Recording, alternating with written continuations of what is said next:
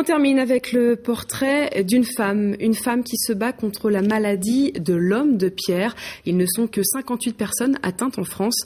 Alors progressivement, Isabelle Bovary perd l'utilisation de tous ses membres. Il y a 4 mois, elle pouvait encore se servir de son bras droit. Aujourd'hui, il ne répond plus.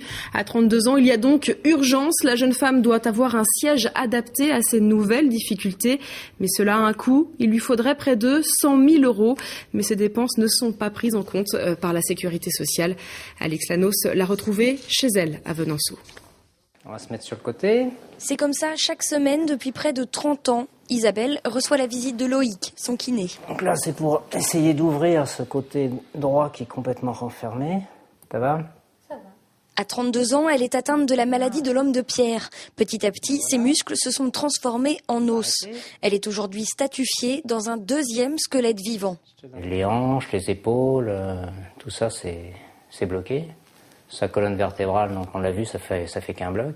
Et puis il faut aussi parler des mâchoires qui sont atteintes et qui l'obligent à manger tous les aliments mixés. Tout fait mal dans cette maladie. Tout le corps fait mal. C'est pour ça qu'il ne faut pas écouter le corps, écouter la tête. Malgré un moral d'acier, aujourd'hui Isabelle est dans l'impasse. La maladie a encore progressé et son fauteuil n'est plus adapté. Un petit câble. Devant moi, c'est ce qu'on appelle mon ordinateur de fauteuil. Donc ça me permet de faire tout ce que je dois faire. C'est rouler, c'est allumer la lumière, des choses comme ça. Et il y a un petit contacteur au-dessus et il y a encore 4 mois, je pouvais l'atteindre avec mes doigts. Sauf qu'aujourd'hui, le bras ne s'étend plus et ce n'est plus du tout accessible. Et ça serait l'avantage du prochain fauteuil, c'est que tout redeviendrait accessible pour moi. Il y a urgence totale, oui. Ça fait 4 mois où je me bats pour pas être alitée. S'il faut ramper, je ramperai, mais j'y arriverai. Tout doucement. Le problème, le coût de cette accessibilité. Pour un nouveau fauteuil avec une coque moulée à sa morphologie et des aménagements qui la rendraient plus autonome, il faut compter pas moins de 100 000 €. Et pour réunir les fonds, la famille ne peut quasiment compter que sur les dons. L'association Debout avec Isa se démène pour récolter des fonds. Je fais tellement d'efforts pour tenir debout, pour me lever, pour combattre cette maladie-là. Tout en je vois que les gens me suivent, ça me permet de me dire, bon, je ne suis pas toute seule.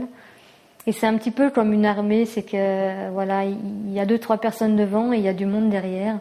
Et malgré tout, on est tous unis, on fait tous partie de la même équipe. C'est pas forcément facile, mais en même temps, voilà, je me dis que malgré tout, tant qu'on sent la souffrance, c'est qu'on est bien vivant. Donc ça prouve qu'on a encore des choses à faire. Derrière son sourire et sa bonne humeur, chaque jour est un combat pour Isabelle. L'évolution de la maladie nécessite de réorganiser et surtout de sécuriser tout son environnement.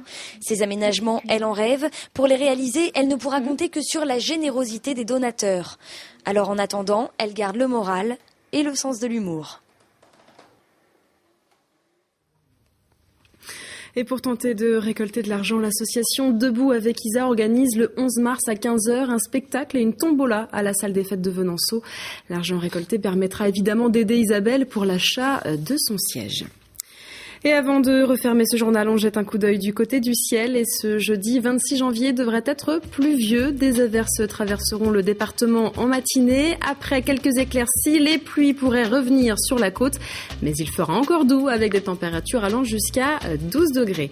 Dans un instant, Armelle Pavageau vous confirme ses prévisions de Météo France. Quant à moi, évidemment, j'aurai le plaisir de vous retrouver demain.